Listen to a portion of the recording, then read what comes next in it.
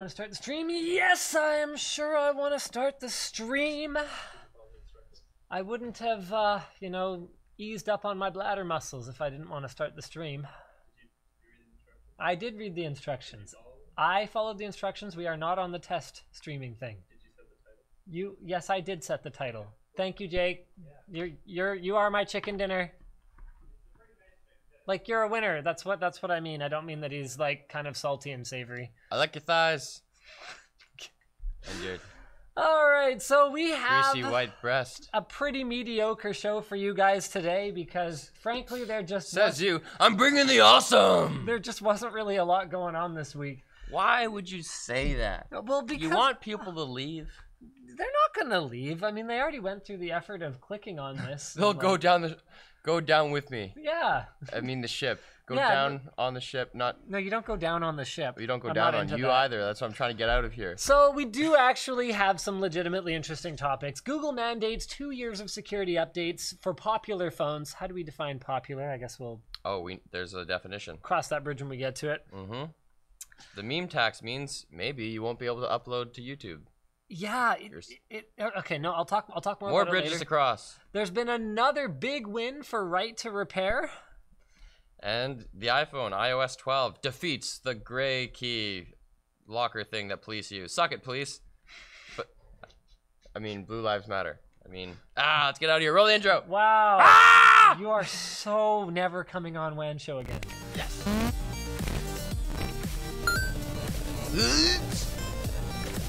Setting this on listing.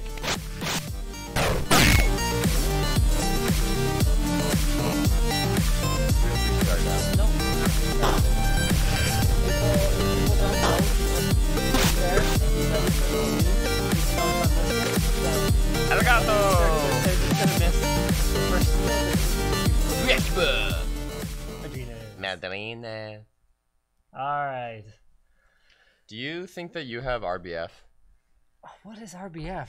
Resting mean face. Oh, resting mean face.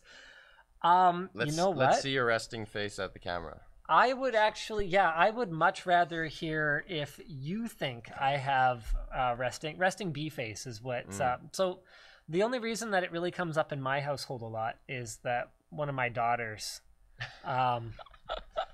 she has RBF? She's like 2. Actually, she's the older one, and it was much worse when she was 2. So we talk about it all the time. Obviously, we can't say the B word, so we'd say resting B face. I've never heard anyone call it RBF. Put your face at rest. Okay. No, I mean, we'll let the audience be the judge. I don't think you have RBF. Are you kidding me? I think it's more of a conscious thing with you. So you do. Dude, look at this. So you do. Look at my eyebrows from the side. Okay. They're pointing down. That doesn't help. Like the reason I asked was because before the show, I was just going over my notes. I looked up at the camera there, and I was like, this is what I look like when I'm just reading stuff. I'm just like... Yeah, you have kind of an intense vibe to you. Like, I've actually had... I mean, I don't think that the WAN show is really the place to air, like, HR issues. To literally air it. But I've actually had people talk to me about how James can be kind of intense. Like, I'm not sure if he likes me.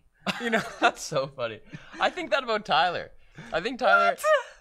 I know, he's the nicest guy. He's like a teddy bear. But he also hates all of us, I think. I don't think he does. I think Tyler is the least likely LMG employee to go postal. Well, there's also other things that are just personal preference. Like, if you walk by Tyler in the morning and you haven't seen him yet, he might just walk by you and not care to say good morning.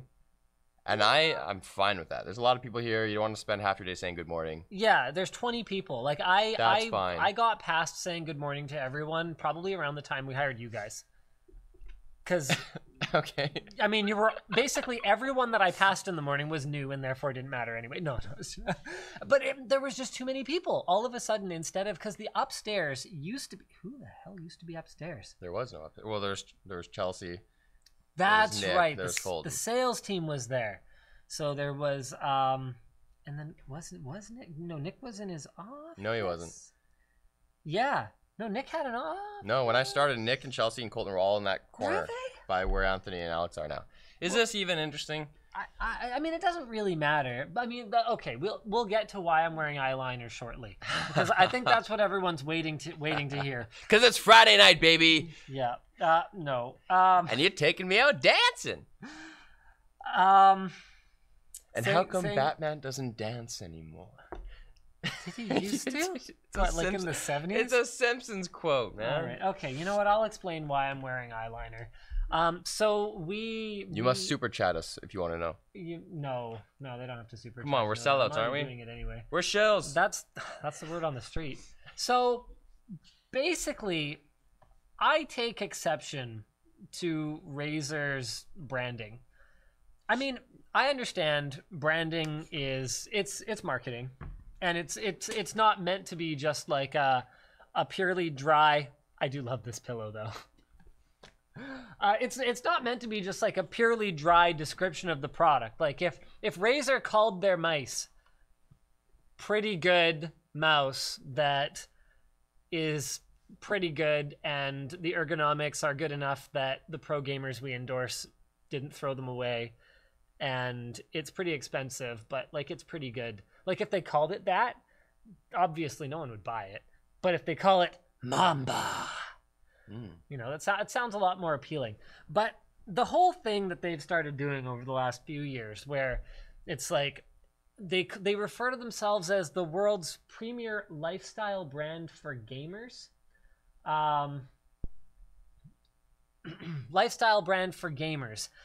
And I kind of take exception to that, because maybe I'm wrong, but to me, especially when I was younger, when I didn't have like a full-time job because I was still in school, to me, what made something gaming was that it was no frills, and it was like great bang for the buck, and it had nothing about it that didn't give me more FPS. Function. Yes. Over form completely. Function over form was gaming. Like an Athlon XP 2500 Plus was like a gaming CPU, because compared to, I mean, it's funny. Some things never change. AMD fanboys were just as diluted back then as they were like 2 years ago before Ryzen launched, and they still thought that AMD had processors worth buying. Like it's amazing. And so for me, when I bought a Barton 2500 Plus, I was the diluted AMD fanboy. I was like, yeah, I'm going to overclock it to 2.2 gigahertz, which is equivalent to a 3200 Plus, which is equivalent to a P4 3.2. But that was just AMD's marketing. It wasn't equivalent to a P4 Northwood. Come on. It wasn't even close. Not to mention that Northwood had hyperthreading, which at the time, remember, this is pre-dual core, made a pretty significant difference to the overall usability of the experience. And so to me, if nothing else though, a Barton 2500 Plus was a gaming CPU, because games back then only used a single core. So you didn't need hyperthreading to get better FPS. Do you think that the industry started to add frills even in gaming lineup things just by virtue of there being more competition? Like do you think are there more gaming products now, more gaming product lines now? And then to differentiate, they add in these, they're just less Spartan because it is different. So hard to differentiate these days, and so I don't blame them for doing it. But basically, the reason that I have the remnants of eyeliner on is because I'm kind of taking the piss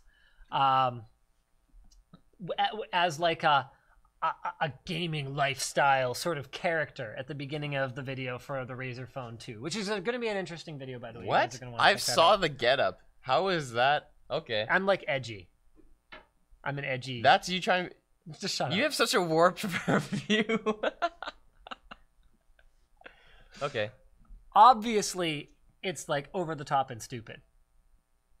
So that's obvious. You know what? We'll let yes. Very over the top, very stupid. Okay, I mean, one part of the ensemble you didn't see was that I have a messenger bag that has an RGB keyboard in it that is illuminated as I'm just walking down the street. That's a very Edsel type thing to do. Yeah. So it's like my gamingness is more of an accessory and less of an actual like how many FPS do I get per dollar, and I that's kind of my my thing. You should have been on a hoverboard. I probably should have been on a hoverboard. Are we gonna do news? I know you guys always do news like when I'm not on the show, and I'm kind of trying to fight it because I don't really want to do news. Let's do some super chats. Yeah.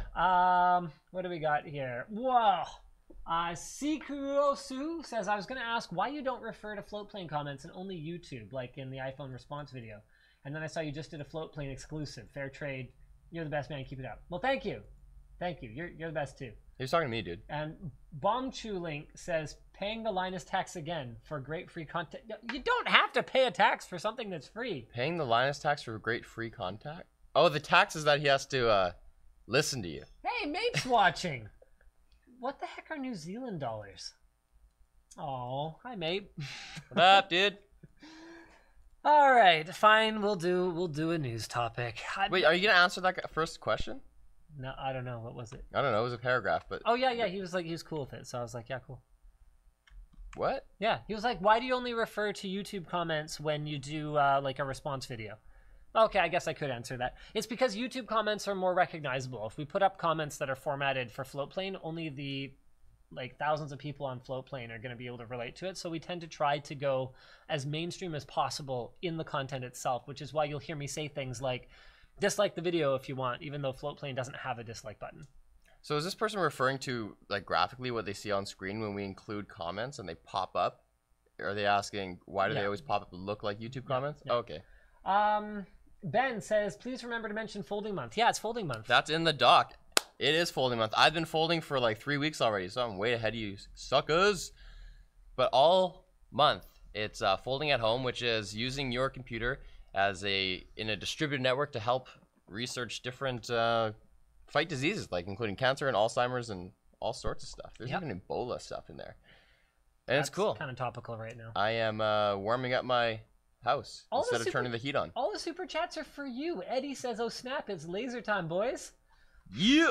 All right, fine, we'll do news topic. Google mandates 2 years of security updates for popular phones. This was posted by Die Hard to Live on the forum. You're reading that like you've never seen that before. That guy posts all the time. Yeah, I know, but this is great. I hate typing it. So why would you type it? You could copy paste. That's what I do now. Oh, okay. It's great. He's like, we need to do these news topics. We need to do these. Do you know how long James spends every week making sure that in the event that Luke and I can't figure out anything off topic to discuss, we will have something to talk about, only for us to ignore 80% of the topic sometimes? Do you ever go back and look at what we did cover and what we didn't and get triggered? Sometimes. I did, and I stopped doing that. When me and Luke do it, we do the news. Yeah, okay. But I also include fewer topics. When him and I do it, I'll just put 8 in there. Hey, I left a couple in last week that I'd said, hey, we should really cover these next week, and you took them out. You didn't tell me that. Well, I put it in the doc. Oh, you just overwrote it. No, I scroll to the bottom to see if anyone posted news items, then I Control A and delete. Oh, all right. Well, okay. So the original article here is from TheVerge.com, and in a nutshell, every month the security team at Google releases a new set of patches for Android, and every month carriers and manufacturers struggle to get them installed on the actual phones that people are actually using, making that effort seem like James's effort on the WAN show doc. Wasted. So confidential contracts obtained by The Verge show that many manufacturers now have explicit obligations related to updates. So this is Google trying to close in on the Apple lead. Because that's a really important part that Apple still has an advantage. We didn't explicitly cover that in the latest Why iPhones Are Awesome video. We did talk about updates. Yeah, we talked about updates and we talked about security, but we didn't specifically talk about security updates. And the scheduling. And the advantages they have here. So this is sweet. Do you think it's going to work? Well, they're requiring them to regularly install updates for any popular phone or tablet for at least 2 years. They must provide at least 4 security updates within 1 year of the phone's launch. The security updates are mandated within the 2nd year as well, though without a specified minimum number of releases. And then these terms cover any device launched after January 31st, 2018, that's been activated by more than 100,000 users. So that's your definition of popular, 100,000 users. So I've talked about this a fair bit in the past, where you might encounter a really cool device of some sort, like a phone that's got like a really neat accessory. I think the ROG gaming phone is going to be a great example of something like this, where it's really cool. It's got some features that are truly standalone in the market. Like it's got a 90 hertz OLED display. It's what you wanted the Razer phone to be. Yeah, pretty much. The first one. Yeah. Well, neither of them are quite what I wanted the first Razer phone to be, because I wanted it to have a good camera. And neither of them are good enough, quite frankly. So I think the ROG phone is a great example of this. It's got really cool accessories. Have you seen the dual screen one?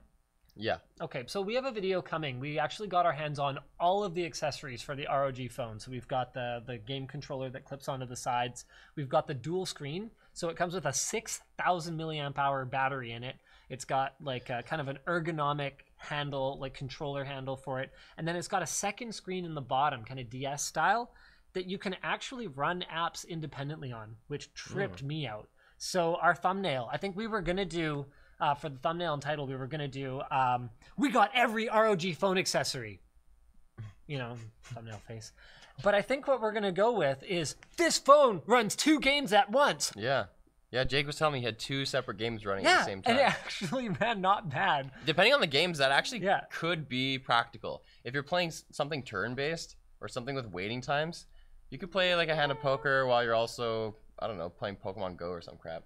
Okay, yeah, I guess I could get into that. I mean, the use case that we show isn't a very good one. We have PUBG running on the top and Minecraft on the bottom. Oh, and then, no, PUBG and Fortnite would have been funny. So at one point in the video, I'm playing the top screen and like Jake's got his hands in like in here, like playing the bottom screen. We're just like looking at each other. This is ridiculous. That's the best phone when you got 2 kids. Yeah, yeah. So they can both. If you two don't learn to share, then I'm gonna make you both share the same one forever. There it is. So anyway, back to what I was saying. Even if you find a device that has like a really cool feature that you like, you can end up having a bad experience almost no matter what you do, because until you reach a certain threshold, which is apparently 100,000 users, you are, even if you buy something like really expensive, like a red hydrogen one would be a great example of this. It's a $1,500 phone for the titanium version. The manufacturer can only afford to support that which is popular, that which sells well. And you might think, well, I paid $1,500 for this phone, they should be able to support it.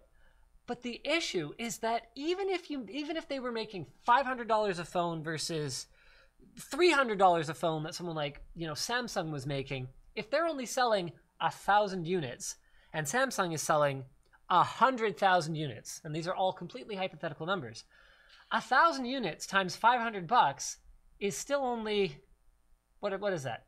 $500,000. The math checks out. Yeah, you can't have a team of engineers working on this product for 2 years after the release, continuing to provide updates for that kind of a budget. The numbers just don't work out. And this is why in the past I would always say, when you're shopping for a motherboard, don't shop for the best motherboard, shop for the most popular motherboard, because that's the one that A, they're going to have the budget in order to provide support to, and B, that's the one where they're going to have the loudest number of users squawking at them if they don't do it properly. So there's going to be a lot of pressure on them. Whereas, like, it's a funny thing. Like, I remember back in the days of Quad SLI, when NVIDIA launched the 7950 GX2, I think is what the card was called, but it was like this bizarre, like, I think this is pre your, like, gaming enthusiasm days, probably. PC gaming. Do you remember this? Sure. So it was this bizarre card, because it had a big PCB, and then it had, like, a second one, and then it had, like, a cooler on each one of them. So one of the GPUs was like sandwiched right between the other PCB, and it was only a dual slot card. Like it was, It was really, you know what? I should probably just bring up a picture for everyone. Show us, here. Linus. Yeah, 7950 GX2. Here, I'll bring up my screen here. Like, this is a really weird card. Look at this thing. See that? So you've got your that's weird. Your main PCB that plugs into the slot, and then you've got this second daughter board that had all the I/O on it. And see this cooler here? It actually had the same cooler under here. Oh, I see. So it was completely suffocated. Check this out. Check this out. And then power only came in on this one and was passed through. I don't remember how they did it or whatever. Like, it was a weird card. Anyway, there was a use case for this card. 4-way SLI. This was the first time you could run 4 GPUs in SLI for NVIDIA. Actually, yeah, I don't think Voodoo ever did that. So this was the first time you could run 4 GPUs in SLI. And the experience was terrible. Because the weird thing is, and I'm not singling out NVIDIA here. The weird thing is, companies seem to feel like these customers that are giving them $1,500 in this case was, I think, about what a couple of those would cost you. That the customer is giving them these huge amounts of money. Well, they must be just such fanatics that even if we don't update this and support this properly, they're going to keep coming back and giving us money anyway, so whatever. Whereas the mainstream user, the one that really thinks about value for their dollar and goes out and buys, you know, a GTX 1063 gig or an RX 570 or whatever the case may be, that customer, I feel like, is more value sensitive and therefore will complain much louder if it doesn't get supported properly. Does that kind of make sense? Well, I wonder if these people, these adopters of the high-end stuff like this, do you think they're mostly the type who aren't going to be using this stuff for a really long time because they're going to get the latest and greatest every cycle? Or do you think that they have the mindset of, I'm spending a lot now and this is going to last me a long time? Would you say it's 50-50, 80-20? I would say that from working at NCIX, my experience was probably closer to like 95-5. Like, in which way? The guys that are buying the high-end, the really high-end stuff, it's toys for boys. Whereas there's a 5% of them that go, you know what? I just don't want to replace my computer very often, so I'm just going to get the best thing now. But the reality of it is, if you, especially then, like back when I was working in the computer store, it was like 10 years ago or whatever, especially then, it was a terrible, terrible idea to buy the highest end thing now and hope that it would be future-proof. These days, I would actually make the argument it's not nearly as bad. Like if you went out and you bought yourself a 5960X, so that was an extreme edition like 3 years ago. It was an 8-core processor. Okay, we have just now gotten to the point where the mainstream is getting an 8-core processor. You effectively, and yeah, they're much higher clocked and all that stuff. Like you don't expect it to run exactly like the brand new one, but you're still hanging in there. Whereas if you bought yourself at that time would have been like a 4770, you are now getting to the point where there are going to be games right around the corner that are going to want more than 4 cores. So yeah, that person who spent more might get another year or two out of their system. Does that kind of make sense? Sure. So you think then, so what you described a second ago where it's 95-5, then that is an incentive for companies to support the most popular and not the most expensive. Yeah. But okay, going back to the phones though. Right. The original thing. Right, the actual topic. So look, he's just wants to do news. Here's the thing though. It's so boring. The chain is longer than just the provider of the software, in this case Google, and then the OEM. Yes. There's the carriers as well, and they don't talk about the carriers here. And with Android phones, the carriers can put in their own special sauce. So a new Android comes out, then the OEM augments it to their liking, then the carrier puts their own special carrier apps on it, and that takes like LTV. That takes 2 to 3 weeks at best. Yeah. What happens when these OEMs are obligated to do 4 security updates a year? The last one that comes out for that year gets delayed because the carrier has to spend a month working on it, reaches the contract with Google, and then they get reprimanded. Like, what's going to happen? It looks like what could happen is if they fail to keep the devices updated, Google could withhold approval for new devices. So they could like play the game where they could be like, okay, you know what, we're really busy, you know, working on something right now. We don't have anything new to launch at the moment, so we can fall behind, and then we'll like get it dealt with later when we need to release something. But I think the big thing for me is I have yet to see any evidence that Google has the stones to back this up. Because they're still allowing carrier nonsense that, as far as I can tell, Apple shut down ages ago. That's correct. Like, there's, I think you just cited one from LG, but there's, or from a carrier, but there's AT&T, like, OneDrive type stuff. AT&T has so much. So does Verizon, but they're not on Apple phones at all. Yeah. At all. So do you think that if it becomes a problem where the carriers are the limiting factor here that are making the OEMs late with the contractually obligated updates, then maybe Google or those OEMs will just crack down and be like, there's no more carrier app baloney at all. We're not doing it. I don't know how they'd pull it off, because the thing is that a lot of, like, it's all about positioning, right? The reason Apple can get away with it is because the iPhone is a top tier device. So the carrier is not expected to, you know, sell it for $0 on contract and then subsidize it with like cloud storage and like a TV subscription and an NBA subscription and all that kind of crap, all that kind of add-on stuff that they can use to subsidize the cost of that hardware in the first place. Plus, there's competition. Because if you're an Android device, if you're the V30, they're like, well, we don't like your terms, so we're just going to have the P20. See ya. Yeah, just another flagship Android. Yep. So I think that Apple's in a fairly unique position there. But I do also think that carriers like Samsung should be in a position where we shouldn't have to deal with that anymore. So I'd like to see them push back harder. Like, one thing that has really irked me about Samsung over the last couple of generations, I actually don't know if the Note 9 did it. I'd have to put in a different SIM to find out. But immediately when you put in a SIM, it comes unlocked, and you put in a SIM, and it locks to that carrier. Oh, that's weak. Which to me is completely unacceptable. That's weak, dude. You know what I learned today? Yeah. You know, Samsung has the greatest market share, obviously globally, but even in North America, they have like 35%. There's more people in North America with Samsungs than iPhones, but today I learned that in China, their penetration is only like 5%. That's interesting. In China, it's all Chinese phones. Isn't that crazy? The thing that really baffles me is that, especially a couple generations ago, like the cameras on the non-Chinese phones were so night and day better than the Chinese ones that it just, like, I couldn't figure out why the demand didn't overcome whether, like, and forgive me because I'm speaking out of ignorance here. I don't know if it's nationalism. I don't know if it's import tariffs. I don't know if it's other governmental restrictions. I don't know what the factors are, why they only use Chinese phones. But you'd think the demand for better might have outstripped whatever those other factors were, and people would have been able to go, oh wow, this is like very obviously way better. Because I mean, there weren't even huge cost differences in many cases, especially Are you sure with the flagship Chinese phones. Weren't they subsidized? See, that I don't know. So maybe there was a huge cost difference. I do know though that some of the flagships now are really priced about like South Korean or North American flagships. I mean, of course, they're all made in China anyway, but I mean like where they were designed by Apple in California. So last week, you guys, well, I wrote it in the notes.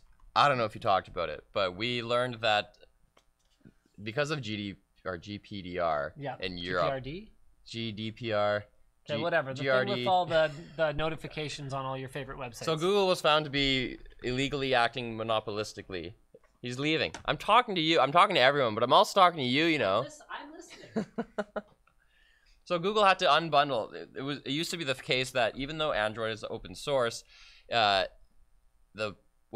Play Store, Chrome and Google Search always had to come on the phone, and they was all bundled, and that was illegal. So then they ordered them to pay a big fine, and now they have to give options to OEMs. Yeah.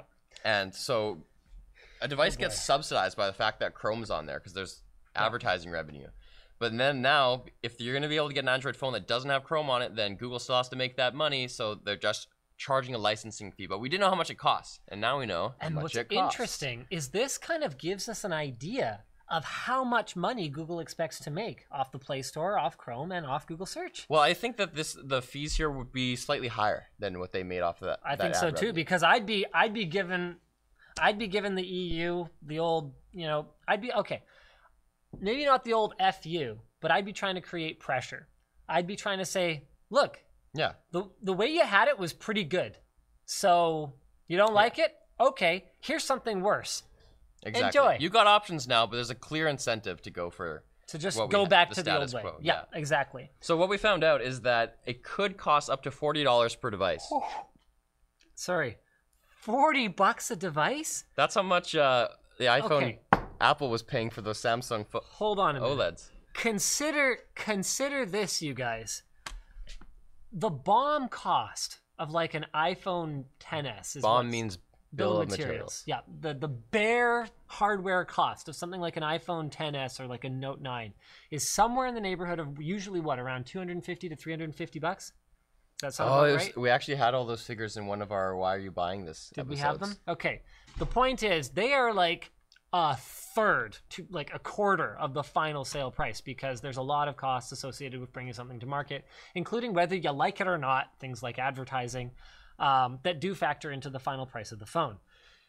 So adding $40, just right there up front, $40 has the potential to increase your phone's cost somewhere in the neighborhood of like 20%. Huh. Sorry, I'll let you continue. Okay, so how much they cost depends on the country in the EU and the type of device. So EU countries are divided into 3 tiers. With the highest countries, the highest fees come from the UK, Sweden, Germany, Norway, and Netherlands. And in those countries, the devices with higher pixel densities pay more. So if you've got a pixel density higher than 500 ppi, then you got to pay the $40 fee. And phones that have PPIs like that, or pixels per inch, include Pixels 2 and 3 XL, and the S9, S9 Plus. Interesting. Then the next tier down is 400 to 500 pixels per inch, and they have to pay $20 in those countries. Yeah. And that's the Pixel 3, the small one. And interestingly, all the iPhone 10s, the 10, the 10s, the 10s Max. I'm surprised that all those iPhones have lower pixel densities than the Pixel 2 XL even. The new iPhone 10s has a lower pixel density than the Pixel 2. Apple went straight to Retina and then just completely backed off. They were like, yep, no, this is good enough. Wow. And frankly, I agree with them. Wow. Because you can't tell, looking at an iPhone 10s or 10s Max, that it has lower pixel density than a Note 9 or an S9 Plus. You cannot tell. Well, that's what Retina is. Because that's exactly the point. So then the next tier is under 400 pixels per inch, where you only pay $10 in those expensive countries, and the iPhone 10R fits into that category. But then in some other countries where they're not the high-paying countries, the fee can be as little as $2.50 per device, like a budget phone in India. So I wonder if this really gives us some insight into how much Google expects that given user to contribute directly to their bottom line, or if it's just kind of an FU and and $2.50 is closer to what they would expect to make. No, I think that the fees are they're geared toward increasing Android's penetration in those markets. So I think that the user in India, they just want their devices in India. Yeah. So they're just, and maybe they're saturated in UK and Netherlands. Right. So maybe they just don't really care at that point. I'd really like to know. I mean, can you imagine? Like, let's kind of like imagination craft for a second here. Can you imagine if this had happened back when Microsoft was still in the game with Windows Phone? Because that was one of Microsoft's big disadvantages, is they were charging for the operating system. Well, now Google is being put in the position where they have to charge for the operating system. It levels the playing field because Apple has to charge for the operating system. You have to cover your costs somehow. So you either cover your costs through advertising and subsidies through your marketplace or your Play Store or App Store, whatever you want to call it, or you charge for it by charging for it. You have to pay software developers. They aren't free. Tech Deals sent a super chat here. He's like, free software isn't free. Film at 11. I'm like, yeah, exactly. What I think is really interesting is the fact that Android's open source, but we kind of feel entitled with things that should come with Android, like the Play Store. You think that's an integral part of Android, but it's not. It's a Google service, just like Chrome and Search and Maps and all that. And that's what we found out with this unbundling. Huzzah Gamers says, first super chat, please turn up the streaming volume. I turned it up. I don't know if it helped. Is that better? Rip. I'll bump it a little more. Goodness. Yeah. Hopefully that's a little better. Oh, Lord. Any more? SCs? Oh, tech support Josh says, why don't we have LTD limited edition sandals? I really want them. You know what? Yeah, I'm committing it right now. We're going to make it happen, guys. It'll happen at some point. But it's not an insignificant amount of work. Like, it's really going to be a lot of work. Speaking of a lot of work, telling you guys about all of our sponsors for this week. Hooray! Sponsor number 1 is the Elgato Stream Deck Mini. You can check it out at the links below the archive. So it allows you to concentrate on your stream instead of trying to memorize keyboard shortcuts. One-touch operation means that you can start your stream, announce your live, play animations, and more without ever having to take your eyes off the action. with a total of 6 LCD keys. Do I have one on me? I wish I had one on me that I could show you guys. Whatever. Taryn loves these things. So they're these little, like, tiny mini keyboards. They have, so the mini has 6 keys, and they've all got a screen on them, so you can put icons on them that are totally representative of what kind of action they execute. It's really cool, and you can change them to whatever you want. And oh, that's funny. My next note is that it's not just for streamers. One of our editors, Taryn, has 2 of the bigger Stream Decks on his desk, and he's had them there for, it's gonna be over a year now. That's a huge deck. Yeah, he uses them for macros for Adobe Premiere. So they're available for Mac or Windows, and they're less than $100. So learn more at the link in the video description, which will be there when this video is live, and there is a video description. It's also brought to you by FreshBooks. FreshBooks is the super... FreshBooks! Thank you. Is the super simple to use invoicing tool that actually does a lot more than just help you create and send slick looking invoices. It helps you track your time with their timesheet function, allows you to keep track of your expenses, and keep track of who owes you what. It also has a feature that lets you know when your client looks at an invoice for the first time. As someone who used to run a small time painting business, that would have been pretty handy, because there's so much like, oh yeah, you know, sorry, I didn't see your email. Yeah, I'll get it to you. You know what? I'm out of town this next couple days. Can I just get back to you? No, just pay. The work is done, so you have to pay. Mind you, you can kind of go too far with that. We had some carpeting guys come into our house a little while ago, and we're going out for the afternoon. We're like, hey, you guys aren't going to be done by, you know, whatever time we were going to be back, right? And they're like, no, yeah, we won't be done. So we're like, okay, so we'll be back at this time, and we'll make sure we pay you because it's due on completion. They call us up. I'm at dinner with, or lunch rather. I'm at lunch with my grandparents, my sister, my kids, their cousins, and my wife. And they're like, yeah, so we're done. So we need the money. And I'm like, yeah, you're not getting it right now because we told you when we were going to be back and you said that was chill. And anyway, we offered to send them like an electronic funds transfer, and they're like, yeah, no, you know, people say they're going to send it and then they don't. I'm like, yeah, but like I'm on the phone with you right now. You can literally accept it right anyway. Just some people's kids, man. Anyway, FreshBooks. Their mobile app has all the functionality of the desktop version, so you can take FreshBooks wherever you go, and you'll never have to deal with, you know, getting a check because you can take payments electronically through the platform. A what? And if you, I'm just joking. Right. And if you have questions, you can reach out to their support staff where you'll speak to a real human. No phone tree, no escalations, no return calls, just answers. Go to freshbooks.com/WAN and get your free trial today. Bring us finally to... Madrinas. Madrinas coffee. It's coffee for fuel. Big cans of cold brew coffee with a flavor for everyone. From sweet and creamy flavors like mocha or caramel to bold and roasty flavors like cold brew, black, and dark roast.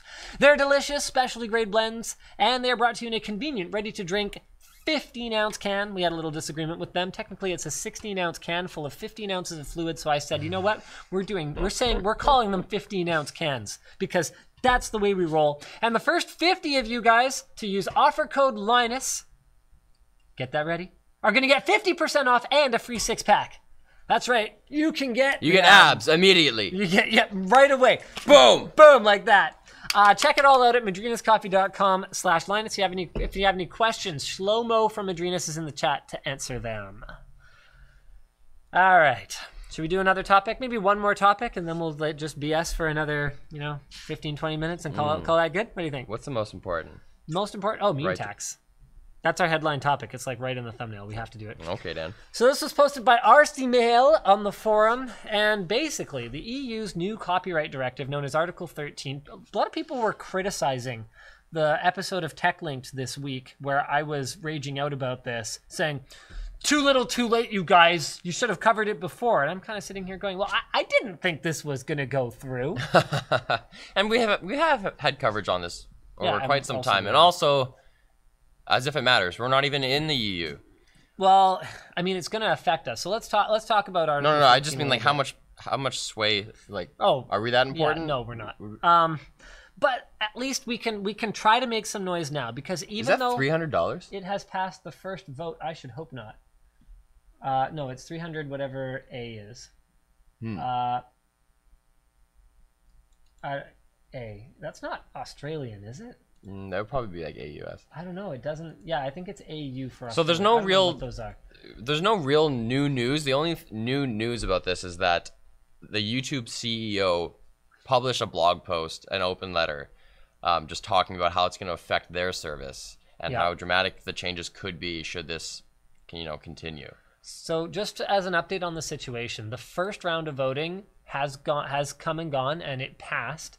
And I don't believe that they have ever had something fail to pass at the second round of voting that did pass the first round.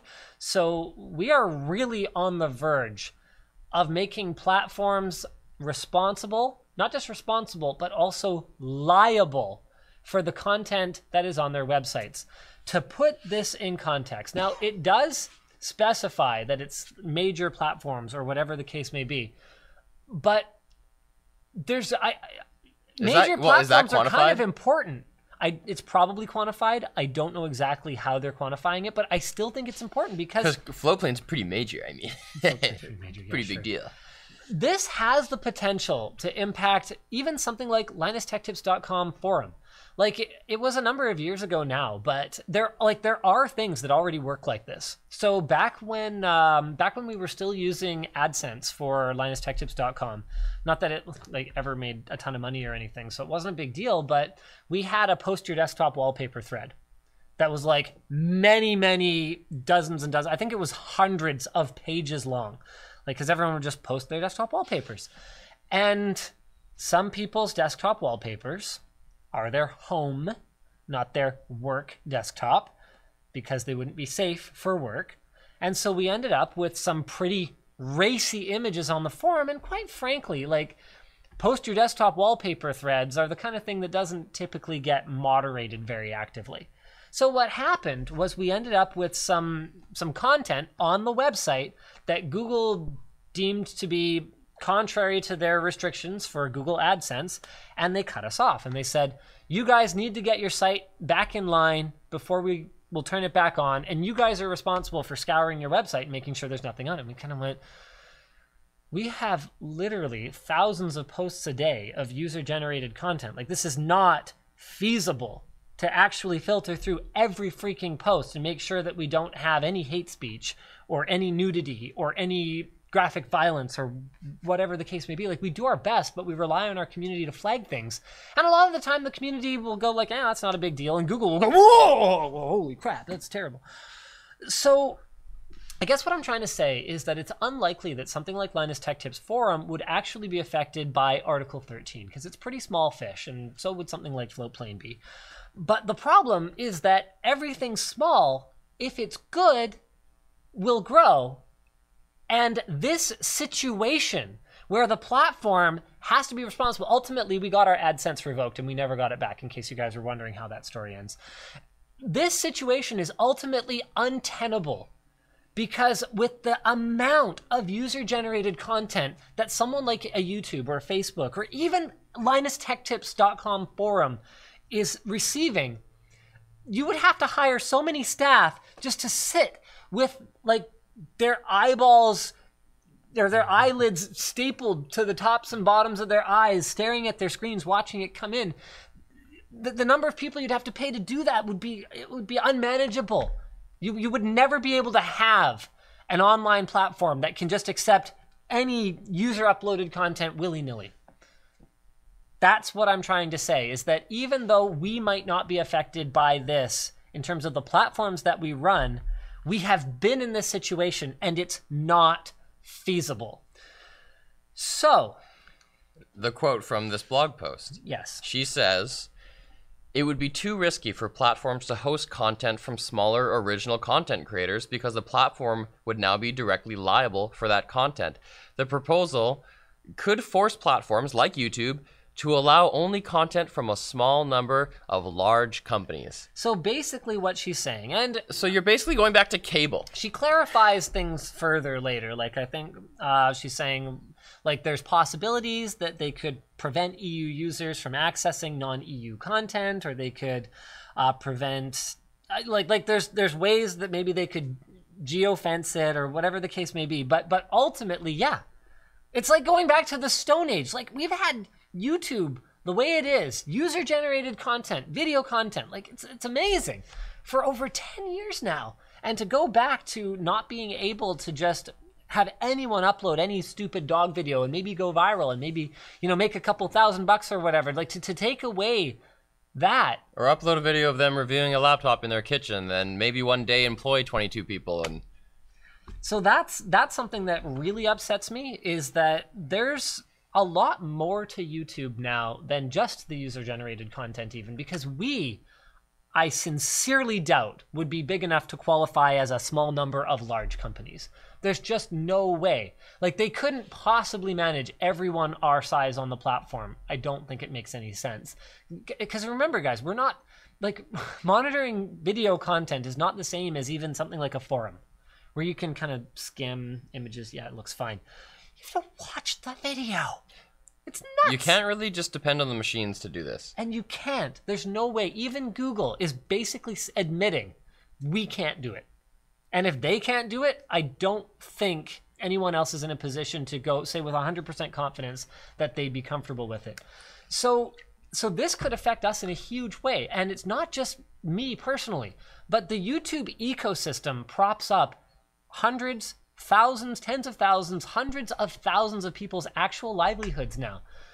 Like, it's not just the indie YouTubers who have managed to go independent and managed to support themselves, but there are reasonable sized enterprises. Like, again, so we employ, between Linus Media Group and Floatplane, 26 or 27 people. Like, it's at the point now where I've lost track, which is, you know, really cool, but also really scary, because if all of a sudden we were cut off from our European viewership, that could significantly impact us. Like, we've taken a very conservative approach to growing our business, and we've kept our costs under control.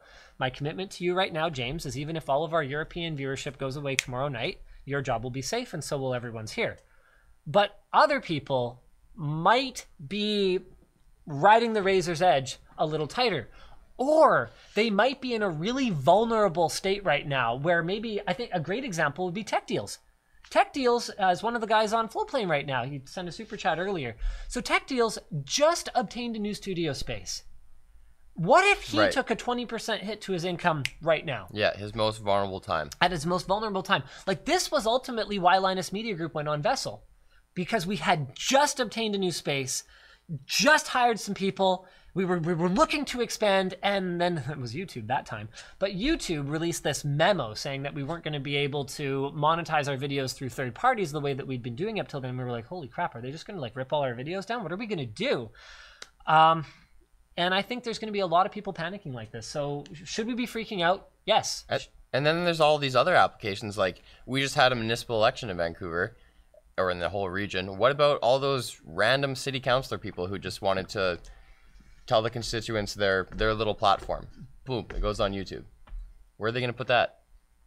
Like, Squarespace! Like, YouTube is actually kind of a public service in a lot of ways. And there's things that obviously we can see about it that are clearly not public service type things, like the way that they moderate the content, or the way that, you know, Adpocalypse affected some people disproportionately compared to others. But it does still have a role in that space, and it would be a huge loss to not have it anymore. I mean, you look too at the way that protesters or activists can use YouTube to get a message out. So that's where I was going. This is really, really important. And I mean, like I said, I hadn't taken it seriously enough before, because I just thought that people were going to realize that this is obviously not sustainable and can it at some point. And I guess we didn't get there. Well, what about the argument that it's maybe, if you think of the worst ways these laws can be interpreted, it would just totally ruin the internet. But then if they actually just go ahead with a kind of a light touch, then it won't be that bad. The issue, though, is that it's a question of liability. So platforms are already responsible for the content that users post on them. That's the whole point of DMCA, where if there's a copyright infringement, you are responsible for having a way to get in touch with you and having someone review those requests in a timely manner and then removing the content. That's the way it works now. And I understand that there are problems with that, because you end up with a lot of copyrighted content that just never gets pulled down because you don't have enough manpower to go through all these videos. Innocent until proven guilty. Yes. Whereas this new way is just going to kind of assume that everyone's a filthy pirate and is uploading, copyrighted material until they prove that they didn't by becoming a large company. So, are you going to New York this weekend? Yeah. When are you going? I don't remember exactly. This is like a hybrid between a news topic and just like, what are you doing? Oh. Because Linus is going to the OnePlus 6T event in New York, which is on Monday. This is funny. And it's only on Monday because Apple decided we should probably have a second event because no one cared about our stuff. And then they scheduled their second event for the same day OnePlus was scheduled. So OnePlus was just bump it a day earlier. Okay. This is exactly, and I blame Apple for this. This is exactly why I've gotten so annoyed with this trend where every company needs to have their own little song and dance and stage and music and blah, blah, blah every time they launch a stupid product. And to be clear, I'm not saying the products are always stupid. Sometimes they're amazing. But it's frustrating because it used to be that you could go to one place and you could see all the announcements, or at least a handful of places. As long as you hit like Computex, CES, and like, maybe, I don't know, Gamescom, what's the big game? North American E3. Yeah, like as long as you hit kind of the main big ones, and then maybe a couple smaller niche ones. And then Apple was different. What's the film industry one? I don't know, but you talk about the graphics or no SIGGRAPH. I'm thinking SIGGRAPH. Not SIGGRAPH. Regardless, Apple was thinking differently, and then they pioneered the whole like we're gonna have our own keynote thing. NAB. Yeah. And it worked. And then all the Me Too companies were like, hey, we have flagships that are competitive. I mean, now even Intel's doing it. They launch a CPU. They've got an event in New York, and everybody's got to jet into New York, and we're going to talk about our CPU in New York. And it's like, It's kind of cool, but there's just too many companies. And then people... If it was a handful of times a year, I love New York. Cool city. I don't need to go there half a dozen times in a calendar year. Just to see whatever or if the event's in China. Yeah, or if the event's in China, which I have. Like you've got Samsung, Microsoft, OnePlus, Apple, Nvidia, Intel. Like there's six companies. If each of those six companies launches 2 products a year, you are traveling at least once a month. And the thing about these trips and these events is that they're structured in such a way that actually you're going to see for my OnePlus video. I love the way that they've done it. So to be clear, a lot of this ranting is not necessarily directed at OnePlus, but if each of them launches just 2 products a year, you're traveling once a month. And the problem with these events is that the way that they're structured is such that you don't really get any useful insight into the product that you couldn't have gotten from just like watching the Verge's recap. Yeah, watching the hashtag on Twitter. Yeah. And then kind of looking at some of the commentary. Yeah, okay, I got the gist of it. And that takes 20 minutes. Whereas getting in a plane, flying somewhere, waiting in line, sitting in the auditorium, playing with your like goofy bracelet that flashes every time Samsung employees say something amazing or whatever, it's very time consuming. And I have a life. And then you got to do the coverage on the show floor where the audio sucks. It's stressful. The audio sucks. The video sucks. The internet connection sucks. There's people all around. Some of them smell. Not that I'm generalizing about the tech industry, but like a disproportionate number of them smell.